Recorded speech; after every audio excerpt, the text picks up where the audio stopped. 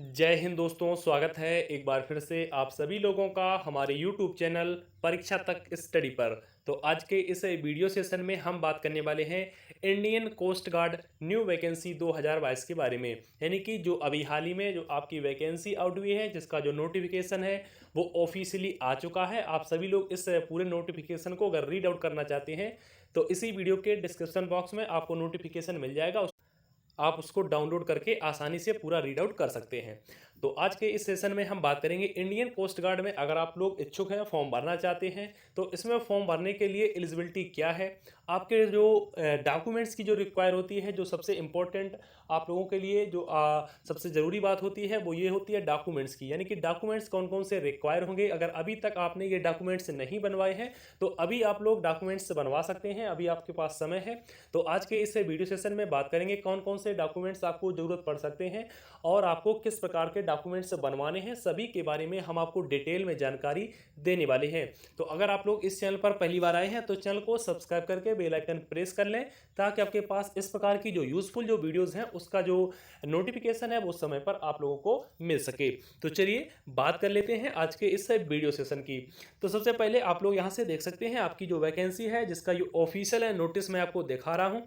लिखा हुआ है आपका Navik general duty, Navik domestic branch and Yantrik through coast guard enrolled personnel test CGBT आपका 01/2023, यानी कि 2023 का जो फर्स्ट बैच है इसकी जो वैकेंसी है वो आपकी आउट हो चुकी है। जिसके जो फॉर्म भरना स्टार्ट होने हैं वो आपके 8 सितंबर यानी अगले महीने की 8 तारीख से आप लोगों के फॉर्म भरना स्टार्ट हो जाएंगे और आपके 22 सितंबर को आपके जो एप्लीकेशन फॉर्म है वो आपके क्लोज हो जाएंगे। यानी 8 सितंबर से 22 सितंबर तक आप लोगों के फॉर्म भरे जाने हैं। इसी के बीच ही आप लोगों को फॉर्म को फिलअप करना है। इसके बाद एलिजिबिलिटी देख लेते हैं। तो लिखा हुआ है online application are invited from male Indian citizens processing education qualification and age is perceive below recruitment the post of Navik duty, Navik domestic branch and Yantrik. यानी कि जो आपकी 3 पोस्ट के लिए आपकी जो वैकेंसी आई हुई है, यानी कि नाविक GD, नाविक DB और यांत्रिक, सभी के लिए जो एलिजिबिलिटी है वो आप लोगों की अलग अलग है, जिसे आप लोग नीचे से चेकआउट कर सकते हैं। अगर हम नाविक GD की बात करते हैं तो 10+2 pass out with math and physics from education board. यानी कि अगर आप लोग नाविक GD में फॉर्म भरना चाहते हैं तो आप निश्चित तौर पर 10+2 पास आउट होना चाहिए और आप लोगों के पास मस्टली फिजिक्स और मैथ दोनों सब्जेक्ट आप लोगों के पास होना चाहिए।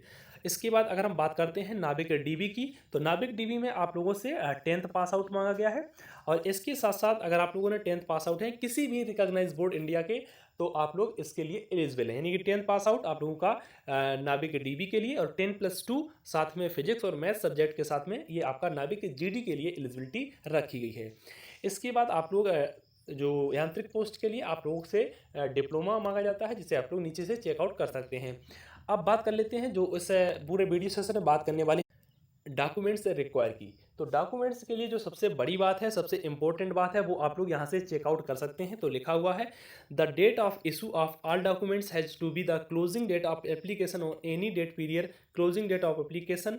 The validity of all uploaded documents has to be list of 31 August 2023 in case of any mismatch of information provide in the application form documents uploaded at application stage first and stage second. यानी कि इसके अंदर जो सबसे बड़ी बात कही गई है, सबसे इंपॉर्टेंट बात है, जिसे आप लोगों के लिए जानना बहुत ज़रूरी है। यानी कि इसके अंदर बोला गया है जितने भी आप लोग डॉक्यूमेंट्स इसमें एप्लीकेशन फॉर्म भरते समय में दे रहे हैं, तो सारे के सारे डॉक्यूमेंट्स आप लोगों के क्रूशियल डेट से पहले के होने चाहिए। अब बात आती है क्रूशियल डेट क्या होती है। तो जैसे कि आप लोगों की जो फॉर्म की जो लास्ट डेट है वो आपकी 22 सितंबर रखी गई है।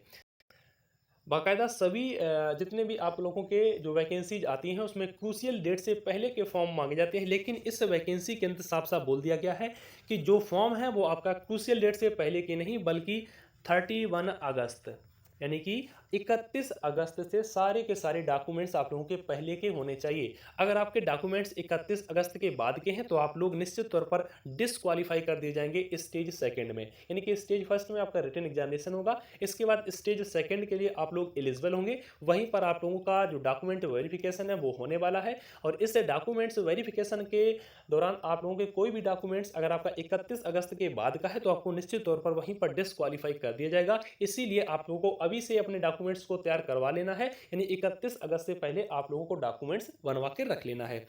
इसके बाद आगे बात करते हैं कि कौन कौन से डॉक्यूमेंट्स आप लोगों से हायर किए जाएंगे। ध्यान रखना है कि आप लोगों के सारे डॉक्यूमेंट्स 31 अगस्त से पहले के होने चाहिए। तो चलिए बात कर लेते हैं।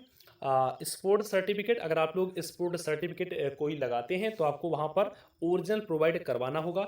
Death certificate discharging coast guard personnel, ये आप लोगों के लिए इतना ज़्यादा ज़रूरी नहीं है।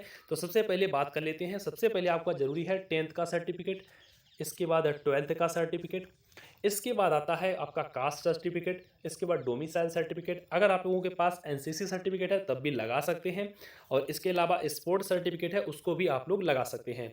इसके अलावा जो भी लोग ईडब्ल्यूएस यानी इकोनॉमिकल वीकर सेक्शन से जो भी कैंडिडेट बिलोंग करते हैं, अपना ईडब्ल्यूएस जो फॉर्मेट है इसके अंदर देना चाहते हैं तो ये भी आप लोग लगा सकते हैं, ठीक है, जिसके लिए वैकेंसीज भी अगर से अलग से आप लोगों की रिजर्व की गई हैं। बात आती है, जो सबसे बड़ी बात होती है वो होती है कास्ट सर्टिफिकेट की, यानी कि मोस्टली जो कैंडिडेट हैं वो कास्ट सर्टिफिकेट में डिस्क्वालीफाई कर दिए जाते हैं। तो कास्ट सर्टिफिकेट जो आपका होना चाहिए, इस पूरे जब आप लोग नोटिफिकेशन को रीड आउट करेंगे तो साफ साफ बोला गया है, जो आप लोग कास्ट सर्टिफिकेट इसके अंदर हायर करते हैं, ये आपका जो कास्ट सर्टिफिकेट है ये आपका सेंट्रल का होना चाहिए, यानी कि ये आपका भारत सरकार द्वारा मान्यता प्राप्त होना चाहिए। आपका जो राज्य का जो सर्टिफिकेट होता है, जो स्टेट गवर्नमेंट का जो इशू किया जाता जो सर्टिफिकेट है वो आपका मान्य नहीं किया जाएगा। जो सेंट्रल गवर्नमेंट के द्वारा जो आपका कास्ट सर्टिफिकेट इशू किया जाता है यही वहाँ पर आपका मान होता है। तो इसीलिए जो अपना कास्ट सर्टिफिकेट है, अगर आप लोगों ने अभी तक नहीं बनवाया हुआ है सेंट्रल गवर्नमेंट का, तो अभी से बनवा कर रख लें। स्टेट गवर्नमेंट का आपका जो कास्ट सर्टिफिकेट है वो मान्य नहीं किया जाएगा। इसके बाद स्पोर्ट सर्टिफिकेट की बात करते हैं तो ये भी आपका ओरिजिनल हायर किया जाएगा। इसके साथ साथ एनसीसी सर्टिफिकेट, अगर आपने ए सर्टिफिकेट ले रखा है या बी सर्टिफिकेट ले रखा है या आपने सी सर्टिफिकेट ले रखा है तो आप लोग वहाँ पर इसको अटैच कर सकते हैं, और इसके लिए बोनस मार्क भी आप लोगों को इस वैकेंसी के अंदर दिए जाएंगे, ठीक है। तो इसके बाद बात आती है, तो एससी का भी जो सर्टिफिकेट है वो आपका सेंट्रल गवर्नमेंट का होना चाहिए, एसटी का भी होना चाहिए और ओबीसी का भी सर्टिफिकेट होना चाहिए। ये आपके जो डॉक्यूमेंट्स हैं ये आपके जो सेंट्रल गवर्नमेंट है उसके द्वारा मान्य होने चाहिए। इसके बाद डोमिसाइल की बात आती है, तो डोमिसाइल आपका राज्य सरकार द्वारा बनाया जाता है, तो ये आपका डोमिसाइल राज्य सरकार द्वारा जो बनाया जाता है यही आपका मान्य किया जाएगा। इसके बाद बात आती है ईडब्ल्यूएस सर्टिफिकेट की।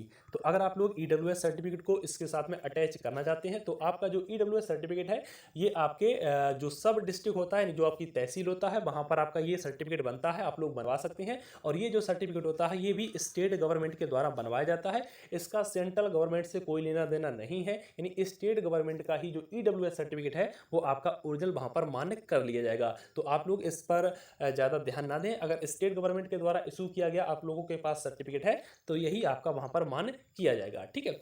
इसके बाद बात आती है, तो मैंने आपको बता दिया है 10th का सर्टिफिकेट, 12th का सर्टिफिकेट, इसके साथ साथ कास्ट सर्टिफिकेट, डोमिसाइल सर्टिफिकेट। अगर आपके पास स्पोर्ट सर्टिफिकेट है इसको भी लगा सकते हैं और एनसीसी सर्टिफिकेट भी लगा सकते हैं, और अगर आप लोग ईडब्ल्यूएस कैंडिडेट हैं तो इसको भी अटैच कर सकते हैं। इसके बाद बात आती है कि जो आपका इसके अंदर फोटो जो मान्य किया जाएगा, यानी कि जो आपका पासपोर्ट जो फोटोग्राफ इसके अंदर आप लोग अटैच करने वाले हैं ये आपका 3 महीने से पहले का होना चाहिए। साथ ही साथ फोटो के नीचे डेट ऑफ फोटो, यानी कि कब आपने ये बनवाया हुआ है ये साफ साफ वहाँ पर मेंशन होना चाहिए। तो इस प्रकार से सारे डॉक्यूमेंट्स आप लोग तैयार करवा सकते हैं। आप 31 अगस्त से सारे जो डॉक्यूमेंट्स है उससे पहले के बनवा सकते हैं। अगर इसके अलावा कोई अन्य जानकारी आप लोग पाना चाहते हैं तो इसी वीडियो के कमेंट बॉक्स के माध्यम से हमसे जानकारी ले सकते हैं। और अगर चैनल पर पहली बार आए हैं तो चैनल को सब्सक्राइब करके बेल आइकन प्रेस कर लें। साथ ही साथ अगर आप लोगों को ये वीडियो पसंद आई हो तो प्लीज़ वीडियो को लाइक और शेयर करना बिल्कुल ना भूलें। तो मिलेंगे आप लोगों के साथ में नेक्स्ट अपडेट के साथ में, तब तक अपने सभी प्यारे भाइयों को जय हिंद।